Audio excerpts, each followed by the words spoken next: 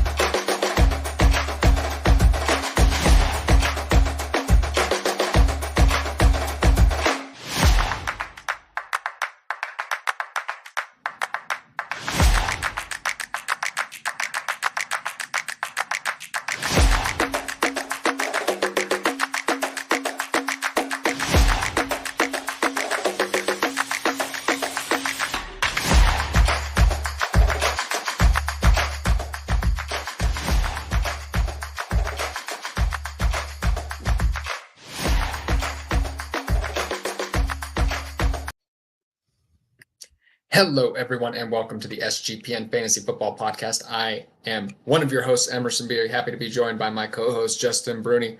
How are you doing this fine Sunday, my friend? Doing well. Getting ready to kick off my week here. Wrapping up this one. Feeling good. We're got our last leg of preseason football here. This the Saints and Houston Texans game. Was enjoying that a little bit. Saw Jimmy Graham scored a touchdown. Some fun stuff. Didn't quite dunk on the field goal post, but, Jimmy Graham touchdown. Don't see that every day.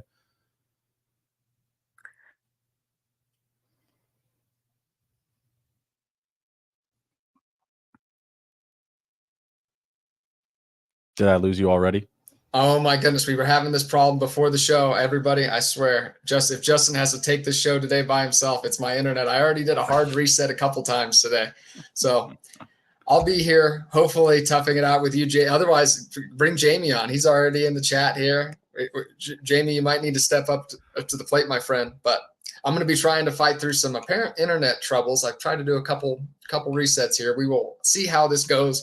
We are going to be trying to do some zero running back draft strategies if we can get out the words here. So with that, considering my internet, I guess, is a little volatile, we will dive right into the show sheet today. One interesting topic I wanted to dive into first is the fact how contentious zero running back, what constitutes zero running back? When does it actually become a zero running back draft? At how long can you wait on running back? So what's your line? Can you select a running back in the third or fourth round and still call it zero running back, or do you have to push it farther than that? No, because then that makes your strategy a hero RB. Who's going to be your hero RB up front? Be your like your Derrick Henry, or maybe you go with like an Austin Eckler in the first round, and then just go through a wave of receivers before you bring back the running back position. I think going 5 or 6 rounds, I think that you can actually say like, hey, I went zero RB. I think the traditionalists really prefer like 8 rounds, and I think that's probably a bit excessive. At some point, probably round 5 or round 6, I want to be sniffing out a running back that I really like. Now, this is definitely a popular strategy in best ball, but I believe that popularity has kind of transitioned over to the redraft style of platforms, because when I look at ADP, when I'm in these redraft lobbies for just, basic redraft, 2023 boards, I see a better evaluation of receivers overall. Like the ADP is in favor of, going receiver early. So that's why you're able to find so many, running back nuggets, some nice sleepers and breakout candidates in like that RB 25 to 35 range this year, just because the ADP is just predicating it. Wide receivers are certainly jammed up, but do you think there could be a difference? Because we're always drafting on underdogs so much. That's where we're getting our. Do you think there could be a little bit of a difference in it for people maybe sitting at home in their home leagues? Do you think running backs go generally a little bit higher there? No, I've done some home league drafts on different platforms like Sleeper and ESPN and Yahoo, and it's very similar. You know, you still see Deontay Johnson of immense value. You still see a lot of the running backs that we'll kind of discuss later on this show. Guys like David Montgomery, guys like James Cook, Jeff Wilson. Still, just so many value running backs available because the position just isn't over prioritized like it used to be. I see a very big flop from ADP from running back to receiver from, say, just 5 years ago. So receivers just on your board in general, unless you're drafting from like alphabetical order, which man, if we can normalize that and make that a real thing in fantasy football, that would be excellent. But just about everybody's going to be using very similar ADP, whether it's coming from Fantasy Pros, like I said, Yahoo, Sleeper, ESPN, wherever. It's still heavily in favor of the wide receiver position right now. Why you're seeing so many more receivers go in the first round. Now, obviously, if you switch over to like a standardized format, if you're going standard, 0 PPR or even half point PPR, yeah, you'll see that adjustment. You'll see clear, moves up the board for running backs versus receivers. That's going to be something that's real. But again, not really the popular format right now, right? I think a lot of people have leaned into at least full point PPR, if not half point PPR at best. That's an interesting point, is the full PPR versus half PPR. I still generally think that, especially if you are in a half PPR league, maybe like an underdog, the running backs do maybe hold a little bit more cachet there. But like you said, when you could consider the opportunity cost, when you can get a David Montgomery, or I won't spoil too many names, or you can get a running back deeper on in drafts at a value, and considering how the wide receiver pool generally dries up very quickly. I usually don't like to let how other drafters dictate my draft. I like to zig while others are zagging, but it's such a wave, such a prevalent force that yes, it does drive you to take those wide receivers early, knowing especially if you're in an underdog draft, right when you hit, I think that wide receiver 38, 39, feels like that kind of hard line right there, where after that you're dealing with more long shots where you can still get very good running backs in that territory. So maybe you can talk a little bit more about why is this an effective draft strategy, more so than just the fact that the running backs are going a little bit later on, like I said. Because at the end of the day, the easiest way to win your fantasy football draft is to play the ADP game. So getting guys either after ADP or moving up your guys. There's never really a fault in moving someone up ahead of ADP as long as you're backing it under good reason. Someone like me would be like DK Metcalf or Deontay Johnson. Those are guys that I really like. James Cook is becoming more of that guy. David Montgomery is becoming more of that guy for me. If I do go, let's say, wide receiver heavy, but the running back list is starting to, get a little bit thin, and I see one of those guys that I may need to move up, 10 spots ahead of ADP, I have no problem doing it because they're one of my guys.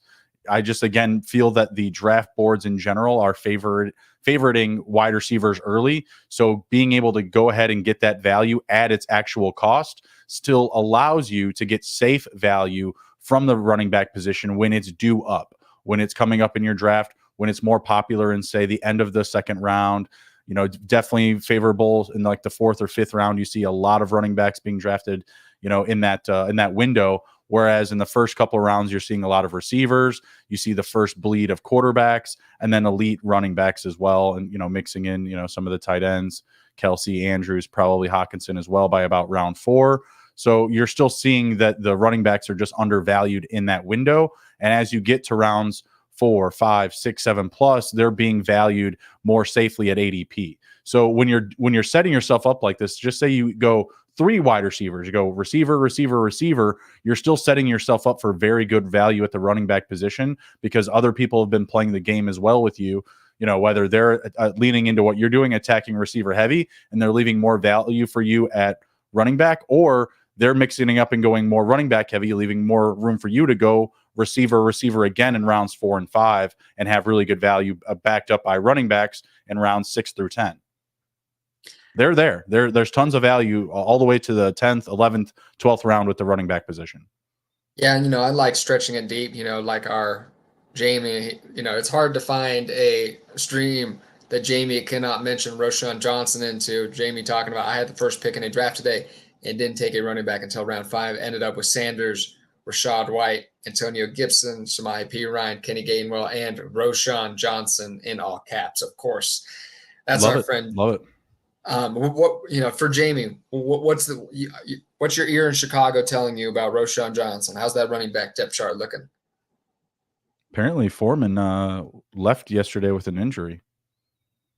Okay, all right. Well, so that'll help. I've already heard the whisperings over at Player Profiler. Or maybe this will be too deep for them to find, but they haven't posted it yet. Is that he's going to take that RB2 job from Deontay Foreman. Roschon Johnson looks to be taking that sooner rather than later.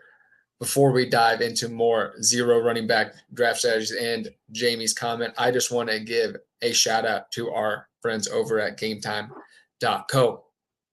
I attend a lot of concerts and shows in Denver, some rock shows, everything like that. And it is so much fun, but I'll tell you right now, what is more difficult is the fact that it's just so hard with these apps. I have such a hard time the day of the show finding, they don't send me the tickets on time. I'm stressed the day of the morning. I still don't have any of the tickets. And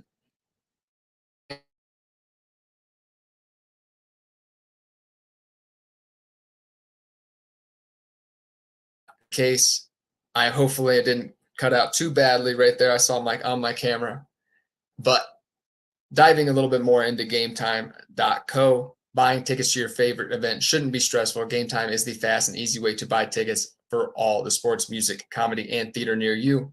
With killer deals on last-minute tickets and their best price guarantee, you can stop stressing over the tickets and start getting hyped for the fun that you'll have. What are some of the things that you'll experience on the Game Time app? Flash deals, last-minute tickets, easy to find buy tickets, images of seat views, lowest price guarantee, event cancellation protection, and job loss protection as well. Going through here, I'm already looking at my Denver, Kansas City tickets, hopefully coming up very shortly here. But you should go check it out today because this is the only place that I'll be buying my tickets from now on in Denver, and there are so many places to go. Forget planning months in advance. Game Time has deals on tickets right up to the day of the event. The Game Time guarantee means you'll always get the best price. If you find tickets in the same section and row for less, Game Time will credit you 100% of the difference. Get images of your seat before you buy so you know exactly what to expect when you arrive as well. Snag the tickets without the stress with Game Time. Download the Game Time app, create an account, and use code SGPN for $20 off your first purchase. Terms apply. Again, create an account and redeem code SGPN for $20 off. Download Game Time today. Last minute tickets, lowest price guaranteed. And of course, we have our friends over at Underdog Fantasy as well. August is almost over, and you know what that means. Time is running out for you to draft your fantasy team on Underdog. Get championship ready for your home league by trying out our best ball on Underdog Fantasy. All you have to do is one live snake draft, no waivers, no trades. You set it, forget it, and Underdog does the rest.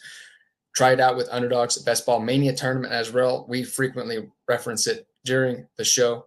Do you have what it takes to win it all? The time is now. The last day to draft your fantasy football team is September 7th. Visit UnderdogFantasy.com or find them in the App Store and sign up with promo code SGPN to get your first deposit doubled up to $100. That's Underdog Fantasy, promo code SGPN. And the pick'em call we are doing for week 1 is Travis Kelce anytime touchdown.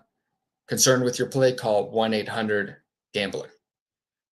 Okay, we're back. And where we were was Jamie's comment. I got Jefferson, St. Brown, Hurts. Then I took Waller over Hawkinson before I took the running backs. Mm-hmm. That's a pretty good setup right there. I like that. Getting with some mid-round bully tight end. I don't hate that. Jamie's always drafting pretty well. It seems like he always gets incredible value in whatever he's doing. And I'll check that out because I'm going to the Browns versus, I think he's talking about gametime.co, our favorite place to buy tickets. Yes, sir. Love Absolutely. it. Check Love that it. out. Appreciate you. All right. Diving into maybe what is the sense of how the years have changed in fantasy football. Used to be a little bit more defensive. Everybody wanted a strong running back. Defense wins championships. As we've transitioned into maybe more of a passing league, it seems like the fantasy landscape has shifted as well. Running backs as I pointed out that it seemed like 9 out of the first 12 first-round picks were running backs just a few years ago. Now it is the opposite. It seems like wide receivers dominate 9 out of 12. It's a flip-flop. Why 1000%. do you think is it deeper than the fact that the NFL has just switched to a more pass happy league?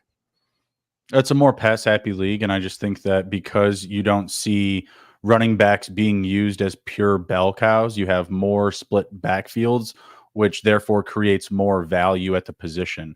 Because whereas your top tier guys were so limited, now it's a much bigger pool based off of, just a spread in talent. Like, when you look at the Detroit Lions, they have one running back who's in the top 12 in running back rankings, and then they have another who's parked at probably the later RB20 range, probably like RB25 to RB30 in David Montgomery.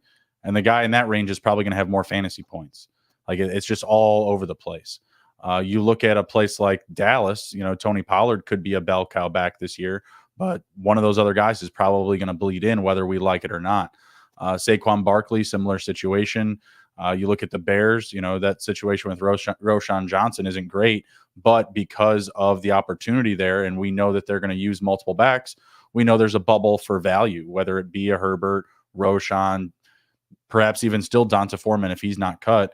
And then, of course, Justin Fields there as well. Like there's just so many more opportunities at the position, whereas before the belief was you need to draft a guy that's just going to get 300 carries and that's it. That's how you win fantasy.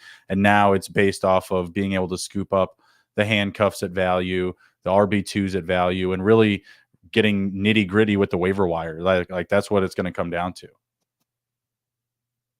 I think that's a lot of it is the fact that yes, running backs do get injured a lot more. You can find a productive running back on the waiver wire. We were talking about, I think maybe we were talking, I know I was on my last show. I was discussing how Tyler Algier could be a RB1 if something happened to Bijan Robinson. That's just the fine lines we're dealing with. A running back can be just completely, unstartable to, just one injury away, then all of a sudden plug and play. Yeah. That, that's another reason why maybe they're not getting paid, but, for their fairly compensated, you might say. However, this is what that means. You can count running back injuries are going to happen because that's the nature of the position. So you can find running back value later on, take the chances on some second string running backs.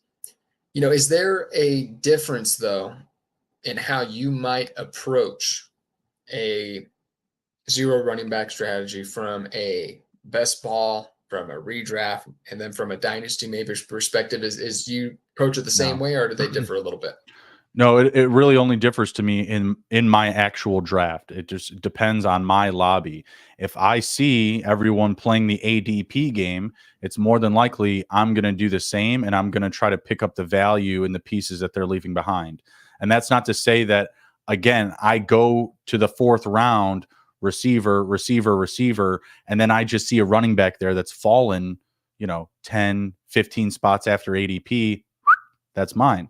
And so maybe I have to call it at that. Like, yeah, okay, I went 3 rounds and I'm calling it in the fourth because, well, I just got really good value here, or whatever. The 5th round, I get, J.K. Dobbins or Javonte Williams falls in my draft a lot because people are concerned with them playing post injury, or a Cam Akers, someone like a polarizing name that falls after I've already scooped up 4 or 5 really good receivers. And it could be likely where I'm just seeing more balance in the 1st and 2nd round. So I'm doing the same things too. And by round 5, I have 2 receivers and I have 2 running backs. I'm not playing it so much based on the format, whereas where I'm looking at the board and I'm reading, okay, you know what?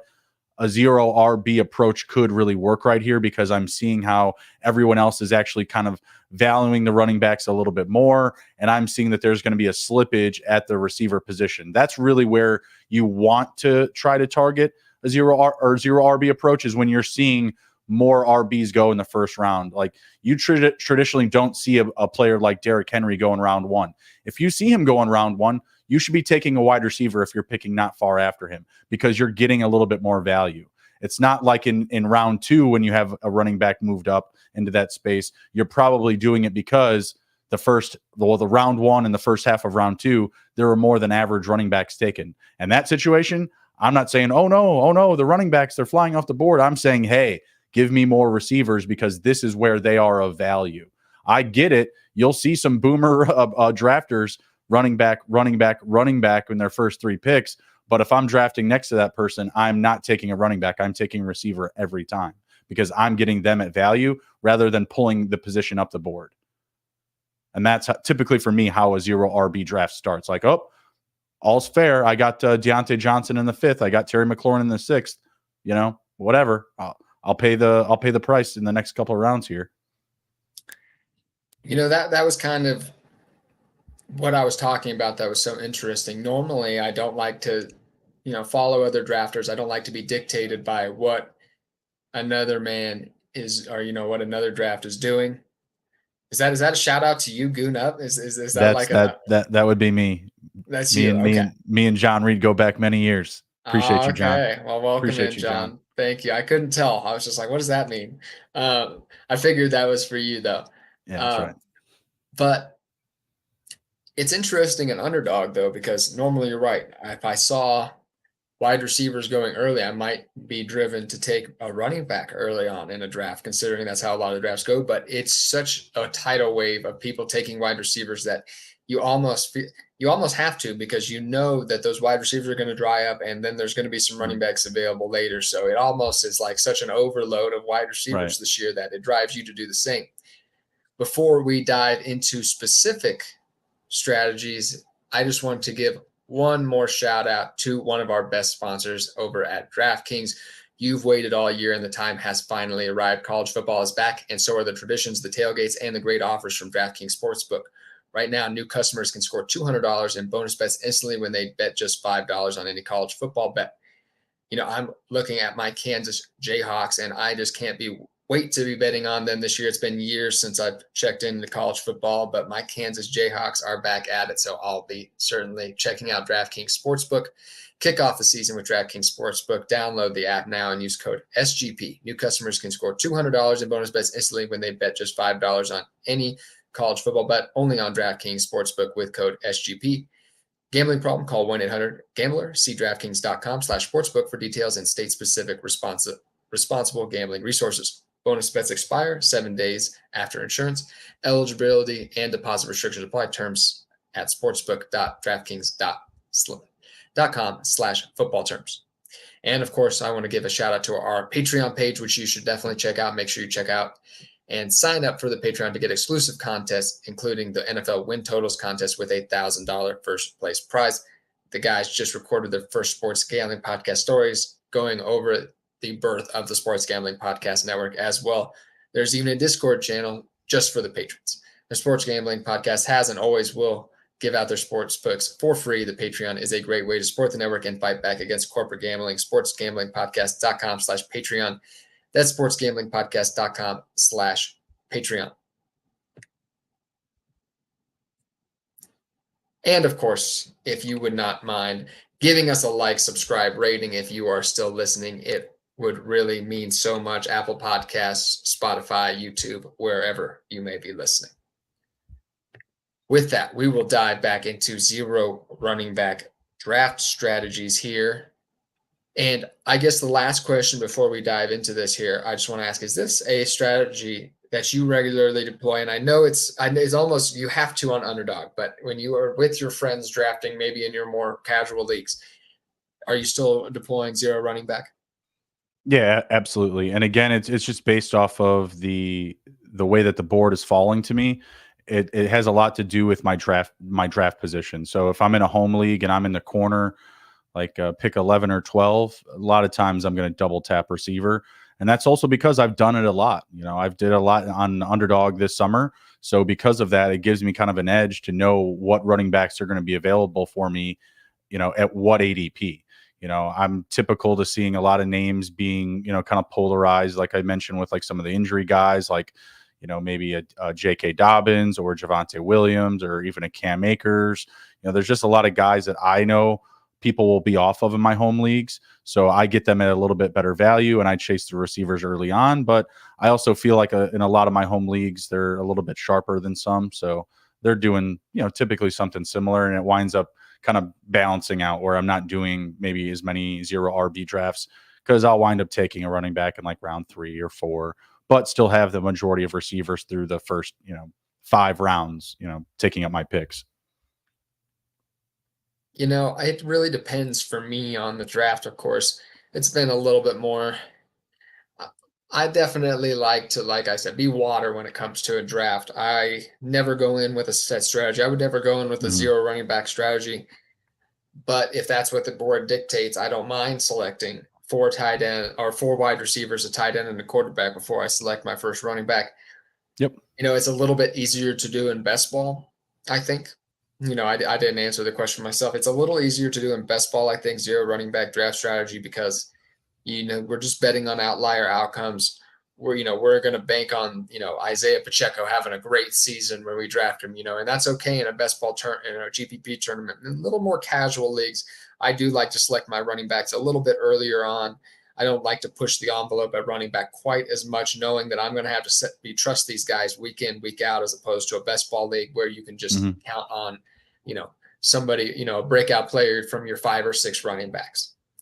With that, though, we are going to, build essentially a best ball team or a 0 running back team. And starting off with, just who are some players that, among we'll go through, you're not going to be selecting any quarterbacks, I don't think, in round 1, but is there a tight end? I'll say tight end in round 1, or wide receivers that you are specifically targeting in round 1? We'll maybe leave out Jamar Chase and Justin Jefferson, maybe somewhere in those middle. Yeah, range. in the middle picks or back end of the first round, I like Tyreek Hill. You can probably get him anywhere from picks 3 to 5, pending your draft. Amon-Ra St. Brown and then Devonta Adams, specifically those last 2, because of the volume. Those are the receivers I truly believe could have 30% plus target share in their offense, and that's really why they're at the top of my list. Other guys that I don't, hate in that space, I'll gladly take them on my roster, are, Stephon Diggs, CeeDee Lamb. You and I have discussed Lamb's value at length. So I like those other names in there, but Hill, Adams, and Amon-Ra would be my top 3 targets in the first round. I don't mind, getting some Travis Kelce in the first round, but at the same time, I don't prefer to. I'm taking tight end at value when I can. I want to get a little bit of a stronger target share.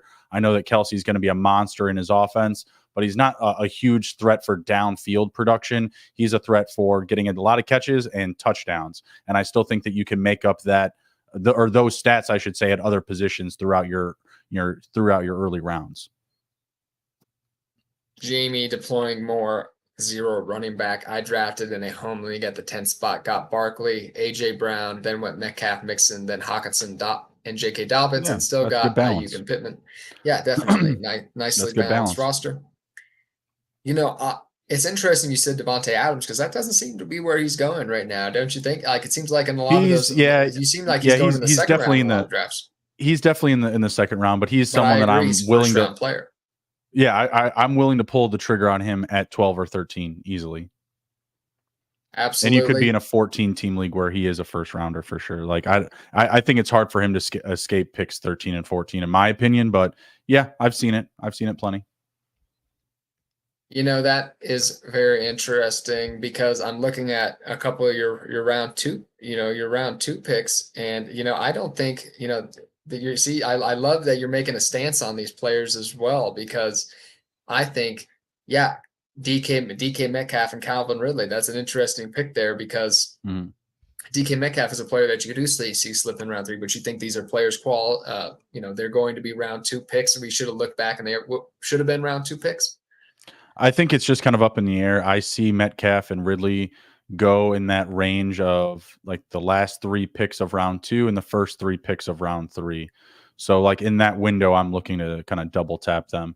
And that's not, I just like Ridley over some of the guys that he's going around. I can let you know in just 1 second here. So let's see. Ridley, I believe, is the one I can't get on board with. I know he's getting steamed up, but right, him, Devonta Smith, T. Higgins. I like Ridley just a little bit more. I think he's going to bounce back in a big way, and he's going to have a bigger role in his offense than those other two, Devonta Smith and T. Higgins, and then Amari Cooper, Deebo Samuel. So, like, if I'm sitting in a situation where it's Jalen Waddle, Olave, Smith, Ridley, I'll go Ridley right there. I'll bring him up the board a little bit. He's just been looking so good in training camp, and not just like in games, but like in practice. Like he just looks so good running routes. He looks like the Calvin Ridley of old, and an offense that I feel like needs that next level receiving weapon. Like they were good last year. I think Calvin Ridley, really moves the needle for their offense. The Jaguars, other additions as well. Tank Bigsby, we like him a lot too. Practice is just. It's hard for me. I understand Calvin Ridley's looked very good. He's getting a lot of steam. I think he's certainly going to be a big part of the offense, but it's a long way off. It's hard for me to buy into round 2 hype for me. I think you can probably get DK Metcalf and Calvin Ridley in round 3 as well, but I don't disagree on DK Metcalf. I do think he should be a top 24 player when it's all said and done. But Calvin Ridley, who tore up Baltimore training camp this year? Laquan Treadwell. Zay Flowers has been tearing it up, though. I mean, come on now. Of course, but you know what I mean. It's just practice. But that's the same. But that's the same thing. Yeah, Laquan Treadwell played well. Jimmy Graham was playing well in preseason. That's exactly. It's tough. Yeah. It's tough to judge people based on the preseason. I'll have to see it to believe it with Calvin Ridley. Just with him having only one top 16 finish so far in his career, and that being such an outlier campaign with Matt Ryan throwing so many passes that year, Julio Jones getting injured. It's just there's a lot to buy into at that ADP. Yeah, I think he's going to be a big crutch for Lawrence in that offense, having that second target that can create space, create separation, and make plays after the catch. Yeah. Okay, no, okay. I thought once again, I don't know. Like Keenan Allen and Joe Mixon, you're making strong stances on these players. However, I think once again, I think you could round 3. I think you could push these players back into round 4, don't you think? Yeah, I mean, and again, maybe those are like their ceilings, but any array of players that I've given you from rounds 1 through 5, I'll really take them in whatever order I can get them. Okay. That's probably how I would order them, at least as far as I've seen them drafted. Maybe that's just the differentiation of like best ball to redraft. The savvy drafters are certainly getting Keenan Allen probably early, seeing his dominant stretch when he was on the field last season. What about Joe Mixon though? You're not concerned about kind of the efficiency? No, absolutely not. And I just don't see Chase Brown or Chris Evans just demanding a huge workload. I think that they'll come in as relief, but not as a role-oriented type of volume on the field. I think that they'll get Mixon his rest. I think that they're going to ride him out this year. I think that that's going to be a big part of their game, especially with Burrow coming back from a minor injury. Your boy John is in the chat asking about, he's has a fairly standard league settings, it looks like, within a 1 quarterback league. Who would be your top 4 picks in a redraft league, I believe? The first 4 picks? Mm-hmm. If it's 10 team, I think we could get Kelsey in there. I think we could get him at pick 4 if we want to get spicy. But I think the very general, top 4 that you're going to see is going to be Jefferson, Chase, CMC, Tyreek Hill. If you want to get a little bit more flavorful because it's 10 teams, I think Kelsey could warrant that 4th pick. Hey, did you say Cup and Tyreek Hill? No, I said CMC and Tyreek Hill. No, I misheard you. I was just like, I feel like CMC. I mean, that's just really the start of the game. I mean, that's what the ADP is going to dictate. I don't think you're going to see too many people divert away from that top 4. I think, again, in a 10-team league, I'm willing to put Kelce that high because you can make up for that value. I mean, you're going to find players on the waiver wire that are going to be able to start for you still. And I'm sure, John, you can see that Jamie would go Justin Jefferson, Chase, CMC, then Eckler or Hill or Kelce. I have my worries about Eckler this year. I've talked about just being so, he's had so many more touchdowns than the next second best running back over the last 2 years. He's had so many more catches, and I think both of those could be in slight danger, but we'll save that. That is certainly not a zero. Kellen Moore did amazing things with Zeke and Pollard last year. I have to imagine he's got some special stuff cooked up for Eckler. I think he's got some special stuff cooked up for Keenan Allen, Mike Williams, and Quentin Johnston too, though, and that's why I think. What about Josh Palmer? He's looking good. Hey, I think he has a realistic shot of being the wide receiver 3. So we'll see what happens. And he'll have plenty of moments to be the wide receiver 3 because it's hard to see Keenan Allen and Mike Williams staying healthy throughout the entire year as well. On to round 4, you highlighted DJ Moore and Deontay Johnson. We're a little bit of a broken record with Deontay Johnson. We've been hyping him up at value. I can't stop. I'm surprised you didn't throw him into the round 3. No. I mean, you could, but why would you when he's going to be there in round 4? But tell me why your boy DJ Moore is going to succeed with Justin Fields this season. I mean, we've got some great tastes of it. In preseason. He had that burner for 64 receiving yards and a touchdown from a screen. We saw him yesterday make a small little pass up the field, turn into a big gainer. They're just going to use him in this offense. He's going to get 7+ targets a week. And that's just because the team's going to be playing from behind. There's always going to be positive game script to need to pass the ball rather than run. I know everyone says oh yeah, the Bears want to run. They want to run. Well, the Bears are going to be playing from behind. Their defense is not amazing. We have some good linebackers, a building and upcoming defensive line, and a very less than average secondary. This defense is going to give up a lot of opportunity for the offense, and it makes it a great situation for fantasy. I see all of their passing weapons at value. I mean, other than Justin Fields, I mean, he's pretty immense when it comes to value. He's probably going somewhere in the 4th or 5th round now. He's shooting up the board. Really not that far off of Lamar Jackson and his ADP value.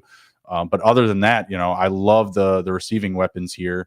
So, definitely makes, Darnell Mooney a nice little late round wide receiver target if you do, need to come back around from your 0 RB strategy and get a nice little late round target. So, yeah, it's a good situation there. I'm very high on Deontay Johnson too, because I expect Kenny Pickett I expect this Pittsburgh offense to be a lot better. We saw them have a very nice performance against the Buffalo Bills, very encouraging. The offensive line will be improved. DJ Moore will certainly be reliant on Justin Fields, but however, he should certainly command a very high target share. So maybe those low volume passing, 30% target share can fix a low volume passing offense. On to round 5. Hopefully, you've established a strong base of wide receivers up to your 0 running back draft strategy at this point. But before we pivot to start drafting the running backs, who are your final few wide receiver targets in that round 5 range of 2023 fantasy football drafts? Still like Terry McLaurin a lot. Give me a little bit of a dip with him with the toe turf. Jayon Dotson in that same offense. He's just a ball dominator, a guy that can make plays through traffic, through contact. George Pickens, same thing. If you're missing on Deontay Johnson, take a swing with George Pickens. Just don't take Pickens ahead of Deontay. It's just counterintuitive, in my opinion. You're not playing the ADP game, and Deontay's still going to have a larger target share of the offense. But both those guys, Dotson and Pickens, big-time playmakers, playing through contact, playing at the high point of the ball. And then I still really like Chris Godwin at his ADP. He's a huge value right now. Still someone I think could potentially come back with 85+ receptions this year in an offense that's going to be playing from behind. They're a bad team. Yeah, they may not play well in the first half of games. You may see literally Chris Godwin have 2 catches for 8 yards in his first half, but you're going to see him go off in a lot of second half games because this team's bad. They stink. They got a bad quarterback. And I could actually see even Kyle Trask coming in at some point and throwing on the hero cape and turning, things around for the receivers or just the offense in general if things are muttering, if we're not seeing production out of these guys, whether the team's losing games, they're not putting up enough yards, the offense is just sputtering in general, I could see them just going with a different hand at QB other than Baker if things aren't working out. And regardless, bad QB, bad offense, give me the lower A-dot guy. Give me the guy that's going to soak up, just a lot of targets. That's Chris Godwin. I like Chris Godwin a lot too, especially at that wide receiver 31 ADP or wide receiver 30 ADP, where you see him generally going to receive a lot of targets. I don't expect the offense to be the same as was with Tom Brady, but there were some mitigating circumstances that made, even with Tom Brady, a little bit more of a stagnant offense. The offensive line should be a lot better. And hopefully we have a breakout. This actually leads perfectly into our, now after round 5, we're going to begin to start selecting those running backs. Those guys who, have a chance to be that RB1 a little bit later on in drafts. And I highlighted Rachaad White. Yes, I am doubling down. Even with all, I like it even more with all this Sean Tucker news. I think a lot of these headlines can be much ado about nothing at the end. Splitting some first team reps in practice. However, let's say this is absolutely true. Sean Tucker is going to be getting first team reps in games. I think that was always going to be the case. What running back? Who else do they have? What was that? I mean, who else do they have? They didn't sign anybody. It doesn't seem like they're going to grab Kareem Hunt or Leonard Fournette. So yeah, it's going to be Keyshawn Vaughn or Sean Tucker. Yeah, exactly. But he's not going to be the number one. Yeah. Rachaad White is still the number one, and it was never going to be 25 touch per game Rachaad White. That was never going to be the case. So, Sean Tucker, somebody was going to have to take some carries from Rachaad White, get probably 10 carries a game or so, something like that. That's just the realistic how running backfields work now. I still think Rachaad White can return on value, especially now that his ADP is probably dropping even a little bit lower now with the Sean Tucker news. I think that really is a non-story more than anything. And so, you're probably not as high on mine, but where does Rachaad White fall in your running back rankings? I am. Rachaad White is one of my breakout running backs for this year. He was in my my breakout running back article. I had to defend him against Justin Herzig and Andrew Robb, my co-host on my last show. He is one of my running back heroes this year based on his ADP. In the last draft that I did for best ball, he went in round 8. He was butt-ended by Dalvin Cook and Khalil Herbert, who we'll talk about here shortly. But round 8 for a running back that I know will get running back 1 touches for his roster. He had 50 catches last year on this roster with, Tom Brady and Leonard Fournette, but that was as a backup.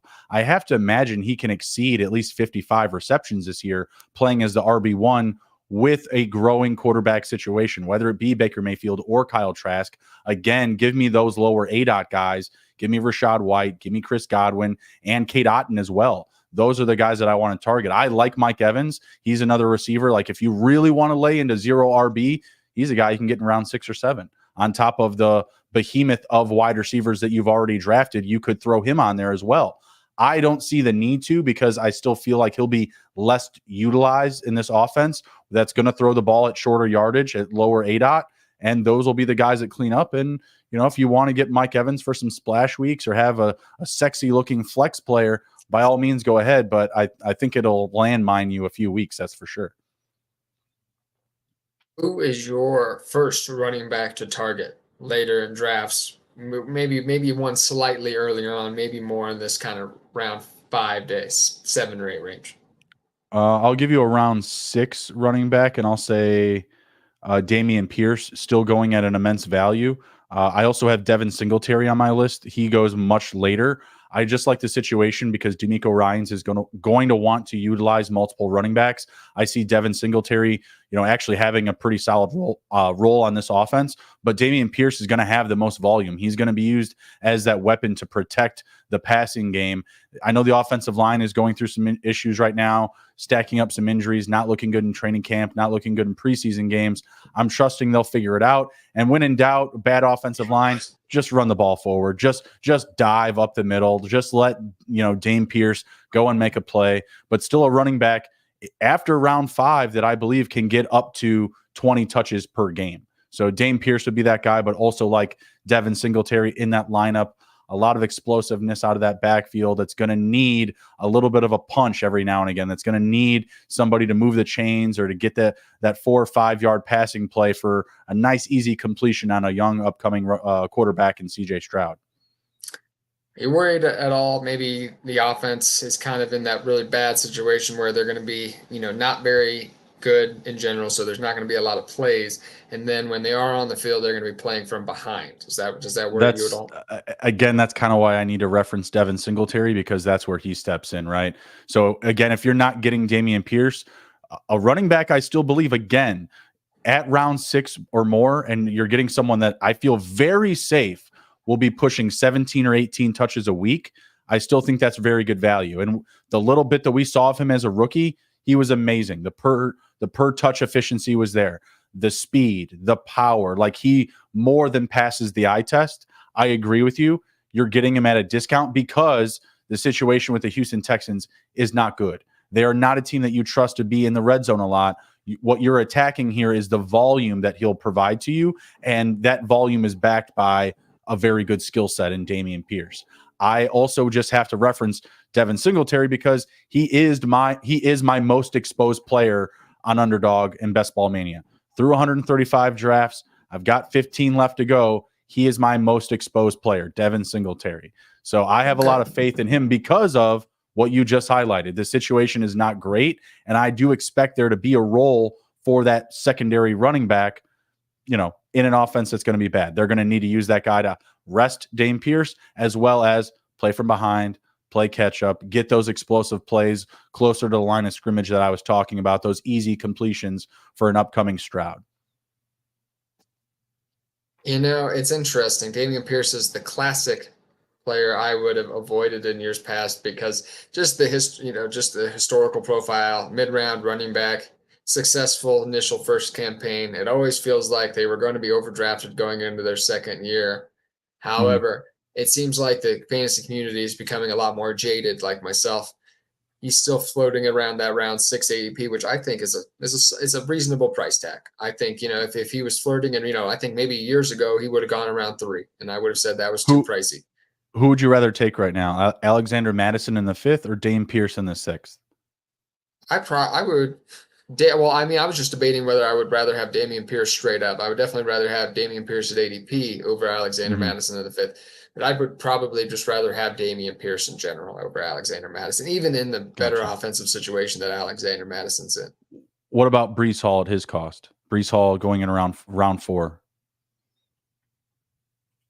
Breece Hall. I got to take the talent. I know it stings right now. It's hard to see, but Dalvin Cook has barely stayed alive these last couple seasons. At the end, the end could be any day now for Dalvin Cook. Never Madison. Hey, just watch it, all right? Watch it, pal, with the Dalvin Cook slander, okay, pal? Just chill out. Why you got to go there? Who's your next guy? Are you a Dalvin Cook fan? Absolutely. Dalvin Cook is fantastic. I'm trying to figure this out. He's a Minnesota Viking. Why do you like him? I like Amon-Ra St. Brown a lot, too. I'm a Bears fan. Interesting. Okay. He's on my teams, man. He's on my teams. I draft him on my teams. You're a complex Bears fan. That's okay. That's all right. I have a lot of Aaron Rodgers. Just hate the Packers. You just hate the Packers. That's all. I have a lot of Aaron Rodgers this year. I'll tell you that. My next player, QB 16. I still like Jared. I still like the guys going behind him, David, Geno Smith. And Jared Goff. But I know you do. You don't even need to tell me about Jared. Smith is going ahead of him now, but Goff is just one spot behind him. Yeah. Yeah, I'll take Goff, but I know you'll take Goff. The one guy you might like more than even Aaron Rodgers, but we don't have a whole show to go into Jared Goff. I do like. Lost you. Audio's gone. I don't know what happened to Emerson. Am I back? Yeah, you're back. We made a pretty strong run, actually. That was a long run. About 47 minutes since our last audio break. The AI was like, "Hey, move it along." I haven't seen anybody complain about my audio in the chat too, which is good. I haven't heard anybody say we can't understand this guy, so that's a positive. So instead, the Spotify and Apple users just get to listen to us just yell at each other. Hopefully that's not the case. But David Montgomery, I think, is set play behind the best offensive line he's played behind in his entire 1000%. career. Lots of rushing attempts, especially with a running back like Jahmyr Gibbs, who's probably not slated to get more than 10, 15 rush attempts per game. This is a role that Jamal Williams excelled in last season. David Montgomery is a much better running back than Jamal Williams. Do you have anything to shed on your former running back? Yeah, love David Montgomery still too. A lot of exposure to him for this year.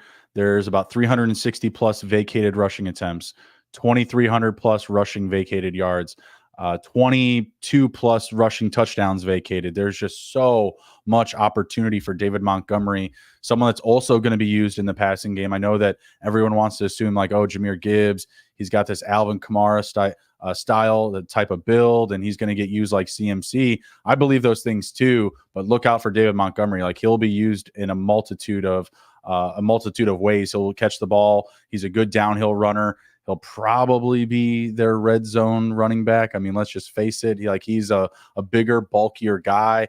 Gibbs does have more of that slimmer frame, more like a receiver, more like an Alvin Kamara, like I said.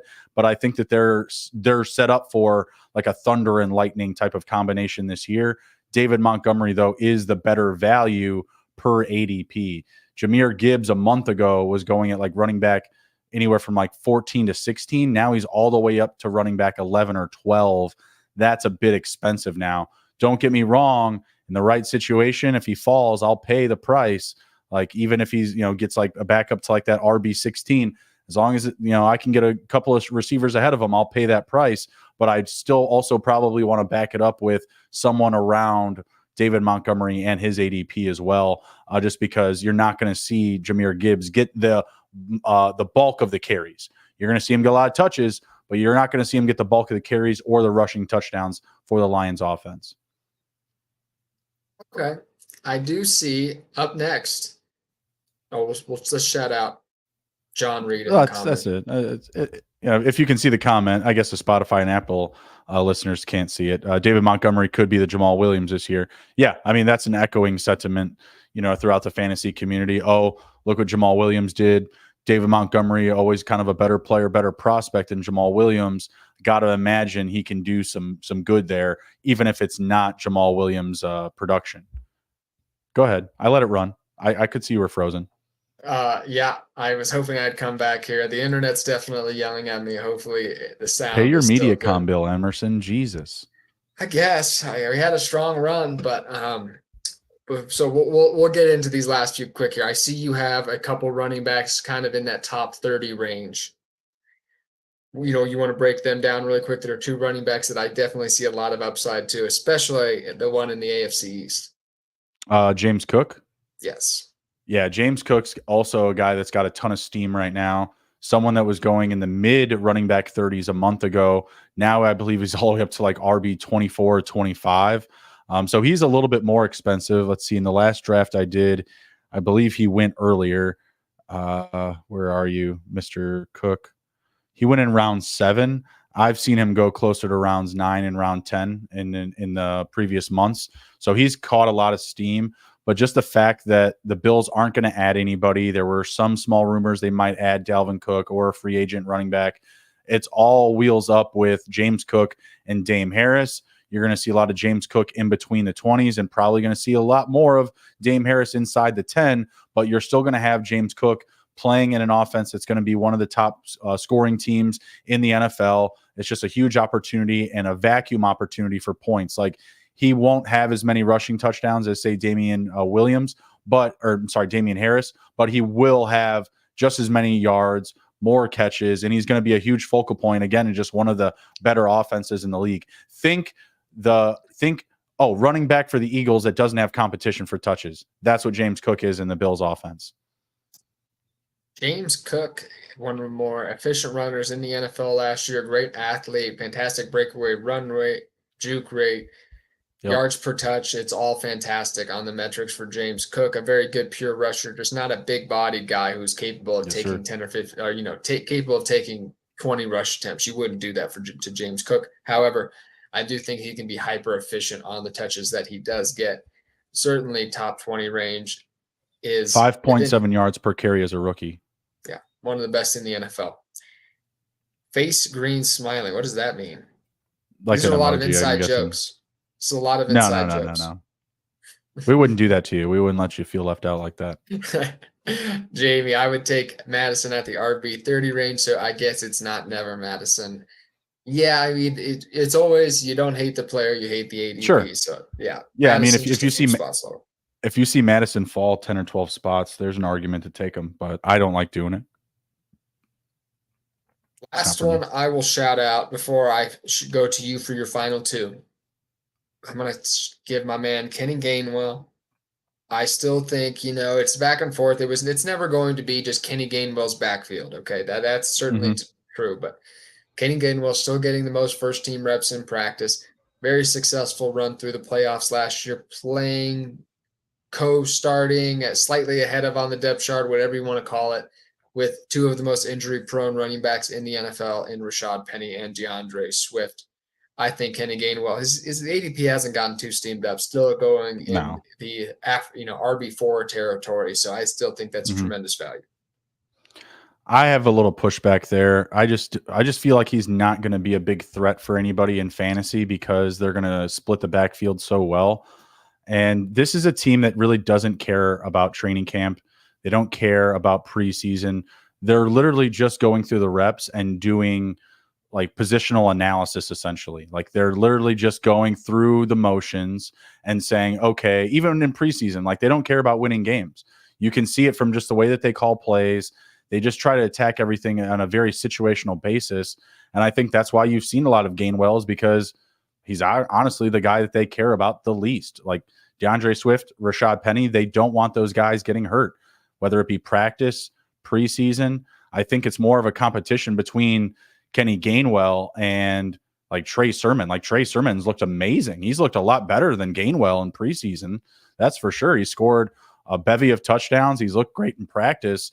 I just feel like they're using more Gainwell in this preseason and training camp period to lessen the opportunity for injuries, because they've seen like that's what you need to make a run. Like they had one of the least injured offenses last year and one of the deepest offenses. Yeah, they missed Hurts for a little bit, but he was ready to go for playoffs. Same thing for Dallas Goedert. Yeah, he missed a little bit of time, but he was ready to go for playoffs. And they believe that's predicated off how they've attacked staying away from injuries as an organization. So I just don't like it because there is still a huge vacuum for opportunity for those other guys. And he's in round 12. Like, I think he's just appropriately priced. If you want to take a shot on him, great. But I feel like in regular redraft leagues, you're never going to know when to start him. In round 12, I can also get Dame Harris, another guy that doesn't have as many mouths to compete with to be fed in his offense, right? Like it's him and James Cook. They're going in the same round. Raheem Mostert, kind of a similar situation. Roshan Johnson, the situation is getting a little bit better, but he's a guy that went after him. Devin Singletary, round 14, 2 rounds later, again, a situation I like a little bit more because it's just him and Dame Pierce. Like there's not going to be many other competitors for touches or targets there. I'll go both ways with you here. I saw Kenny Gainwell, if we don't want to talk about the preseason and training camp, I did see Kenny Gainwell out-snap Miles Sanders in the playoffs and take a very large role in the playoffs last year. But going toward, the preseason as well here, I'm looking at it. Kenny Gainwell did not play in the first preseason game. It was DeAndre Swift and Rashad Penny. And then Kenny Gainwell did play in the second one, with Trey. He got like one carry, I think. Trey Sermon certainly had more opportunities, and Trey Sermon had 16 carries for 30 yards didn't have a great week 3, but then Kenny Gainwell really, like, I think to your point, Kenny Gainwell really didn't play very much in the preseason either.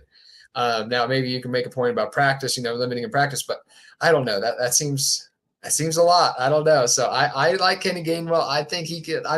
This will certainly be a committee, but I'll take the last guy in it because I still think that he could be the most productive because he's going last in ADP. So certainly I think an argument to be made for ADP. But with that, with my internet waning, where are we going with your final 2 picks? Khalil Herbert and Isaiah Pacheco. Running backs both going at value. Khalil Herbert in round 8. Isaiah Pacheco, I believe maybe a round before that. Yeah, Isaiah Pacheco round 7, Khalil Herbert round 8. that's appropriate value for me. I'd like to get either of those guys as maybe my second or my third running back still. And I think that's very doable. Still going like receiver through the first 5 rounds. You could get one of those guys as your second or potentially even your third running back, just depending on your draft position. And I think they're just all, or both of them, are in good positions to score fantasy points this year. Khalil Herbert being discounted because people are uncertain who's going to be like the actual lead running back there. Could Fields steal a lot of production? I just feel like there's a lot of question marks, and people just also trust the Bears offense less. But I think it's a good situation because you are still getting a running back 1 at value, and he'll still probably will, even this season, lead the running backs in total touches. So getting that value in round 8 sounds good to me, sounds fair. Isaiah Pacheco, I don't know why he's going so late. I really don't. He is the running back 1 for the Kansas City Chiefs. I don't see why there is so much disbelief in him. I feel like this is an immense value going in round 7, a pick that I feel like should go probably in round 4 or 5. Because he's tied to one of the best offenses in the league. Who's his big competition for touches here?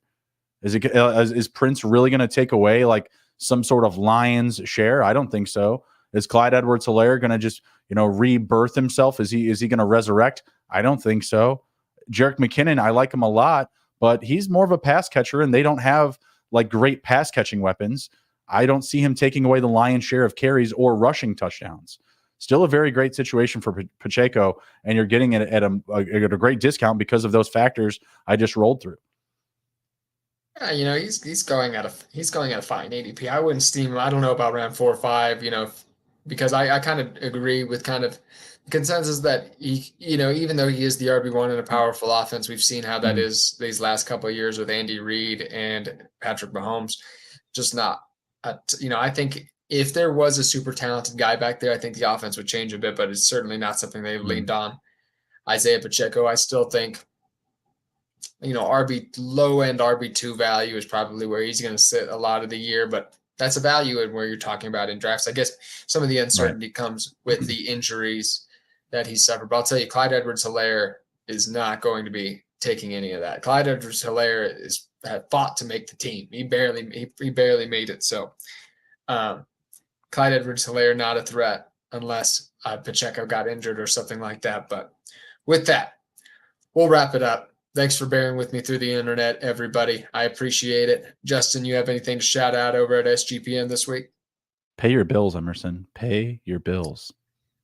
Yeah, I had to talk to the guy just to get the dial-up connection for this podcast, but unreal. We'll get the bills paid for next week.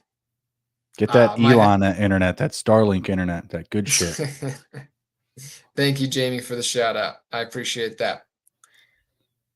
Have a great rest of your weekend. Enjoy the rest of your short weekend, I guess I should say. Just a few hours left, and have a great Monday morning as well. Thank you so much, and we will see you again very soon on the Sports Gambling Podcast Network. Later.